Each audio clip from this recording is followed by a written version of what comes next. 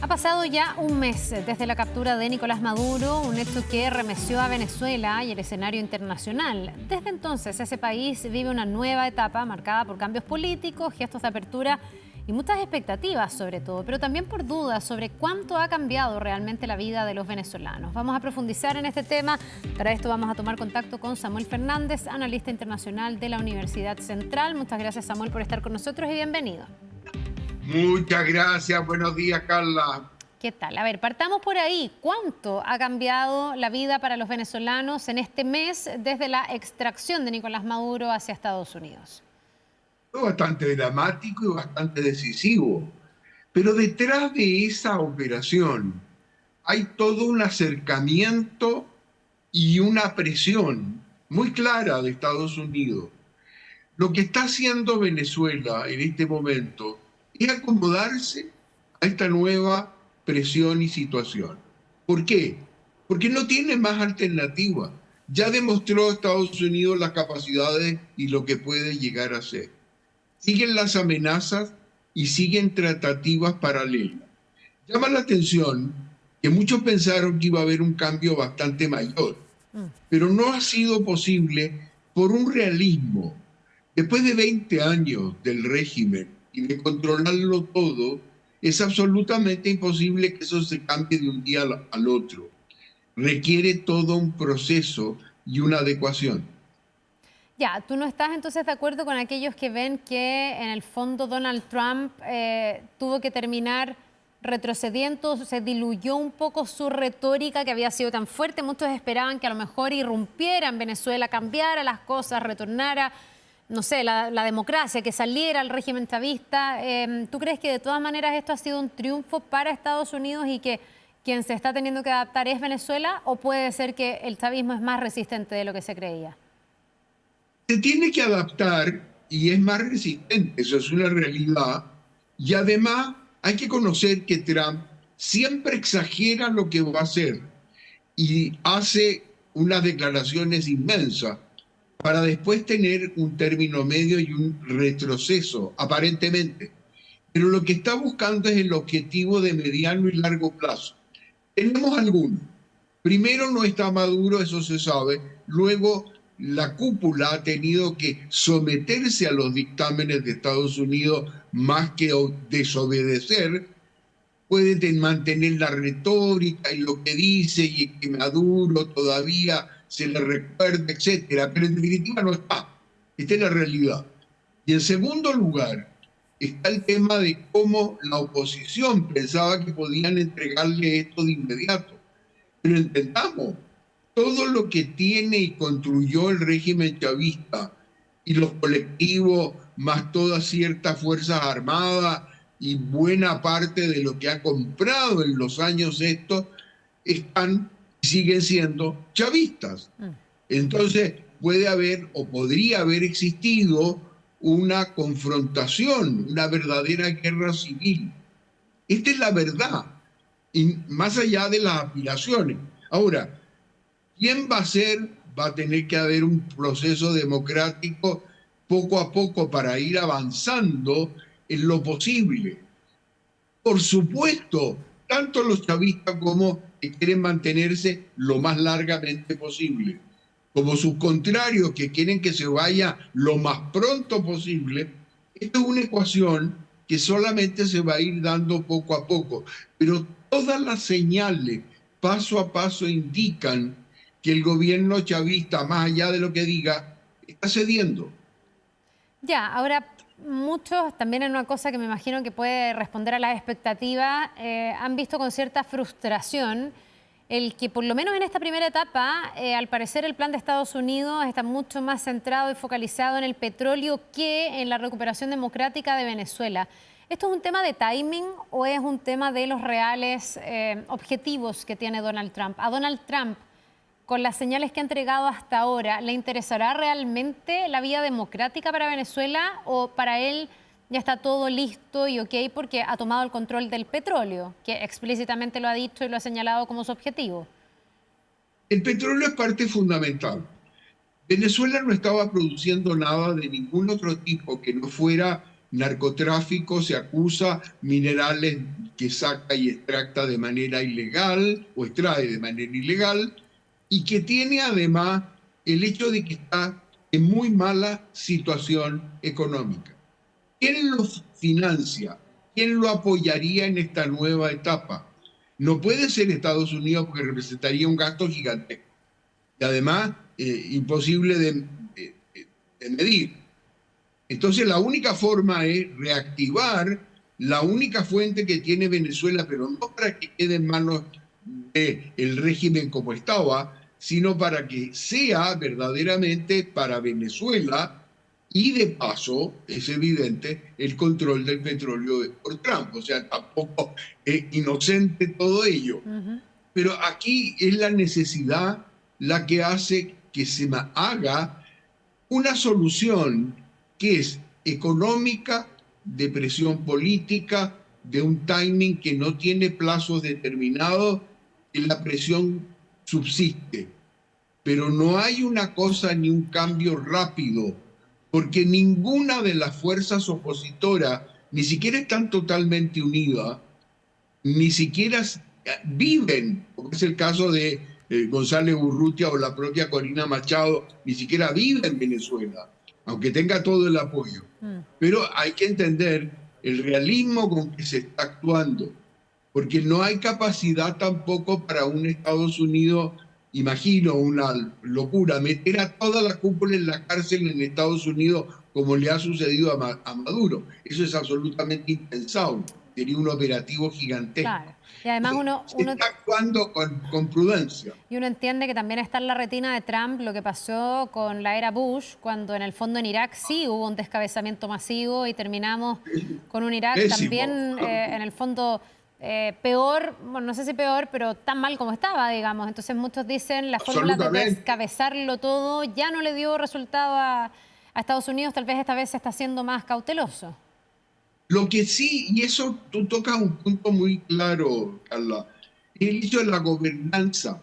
¿Quién tiene la capacidad de mantener el poder actualmente en Venezuela? Habría solo dos alternativas. Una, que ocupara el país militarmente. No lo va a hacer, no se lo acepta el electorado de Trump, ni está en los planes de Estados Unidos hacer ese operativo. Dos, hacerlo con que vengan las fuerzas opositoras, no tienen esa base, no les van a obedecer, no controlan las Fuerzas Armadas ni ningún poder del Estado, y muchos todavía viven fuera del país hace larguísimos años. Y tercero, ocupar las fuerzas que existen para un proceso. Yo creo que ha optado por esa solución.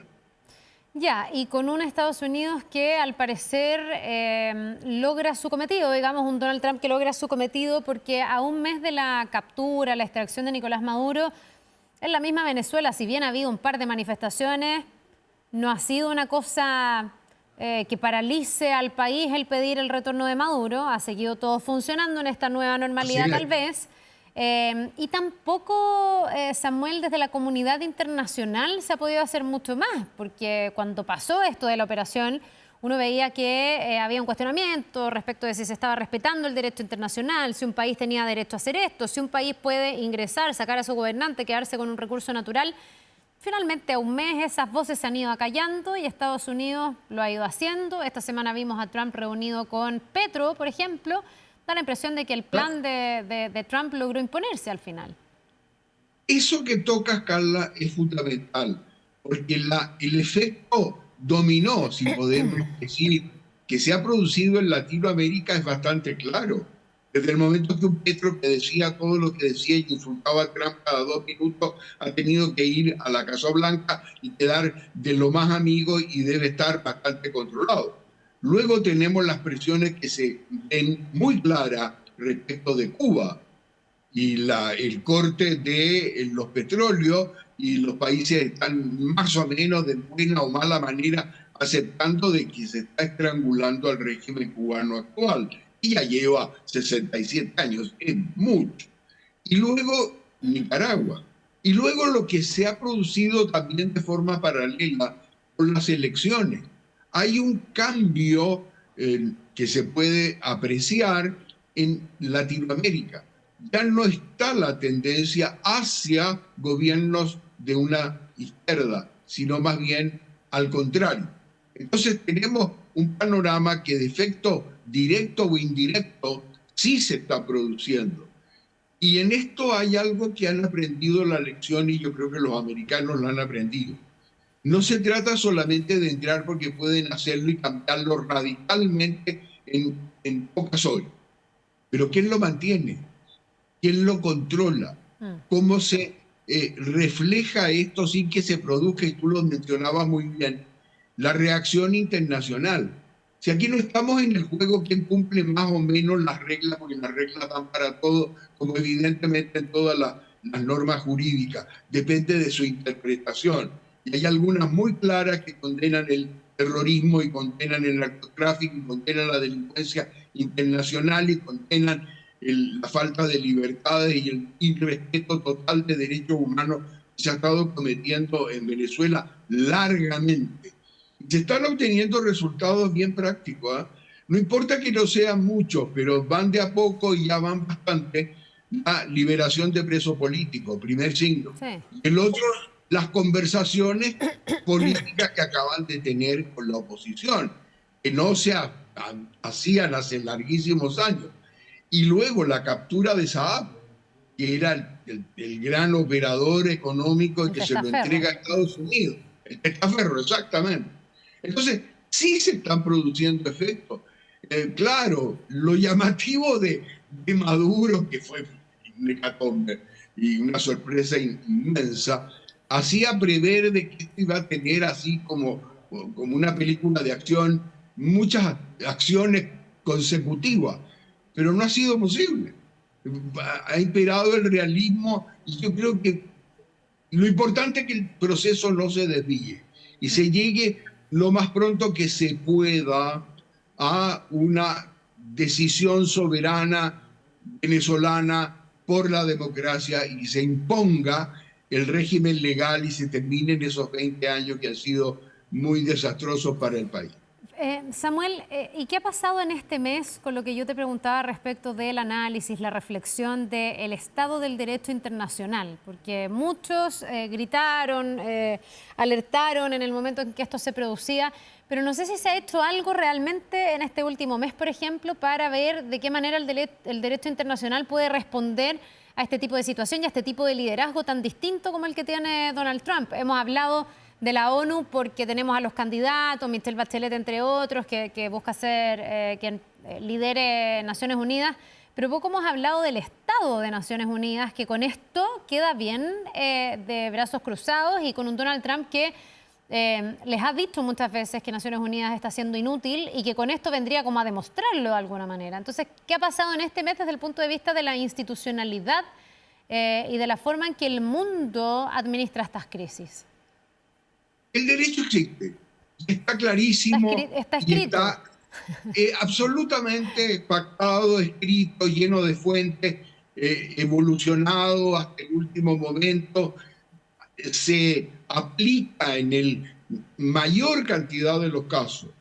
Llaman la atención, eso sí, situaciones muy coyunturales que ya no dependen solamente del derecho internacional, porque las grandes potencias han optado por personalismo y saltárselo en buena medida.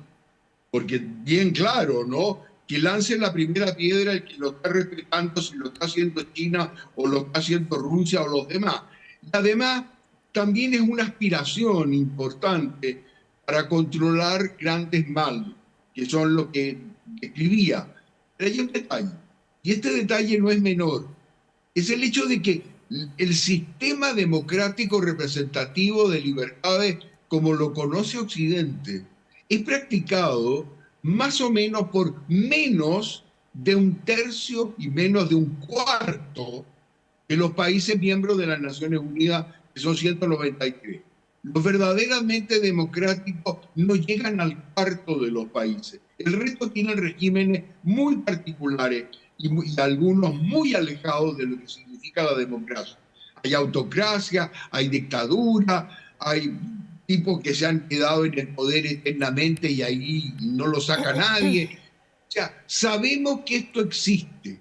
Entonces, la aplicación del derecho sí existe y está previsto, pero depende de la voluntad ya política de los estados de someterse a él. Pero no nos engañemos, la parte que no funciona del derecho es la parte menor. Todo lo demás está funcionando. Y te doy una prueba. En este momento estamos nosotros conectados virtualmente. Esto es aplicación absoluta del derecho internacional. La máquina que estamos usando, el satélite, la transmisión, lo que tú ocupas, tus cámaras en el estudio y demás, esos no son fabricados por Chile, son extranjeras y están operando. O sea, ahí tenemos una aplicación muy práctica de un derecho internacional que está funcionando. Claro, llama menos la atención porque lo tenemos todo el tiempo y todo el mundo se comunica para todos lados con un teléfono. Pero eso ya es un avance gigantesco. Pero sí, distinto es la paz, seguridad y las guerras y cómo se terminan la enorme cantidad de guerras que todavía subsisten. Bien, pues un mundo que está bien complejo en el último tiempo. Gracias por ayudarnos a entender un poquitito más lo que ha pasado en este mes desde la extracción de Nicolás Maduro. Samuel Fernández, analista internacional de la Universidad Central. Que tengas un muy buen día. Lo mismo, gracias. Un saludo afectuoso, Nos vemos. Carla. Un abrazo. Chao. Nos vemos, abrazo.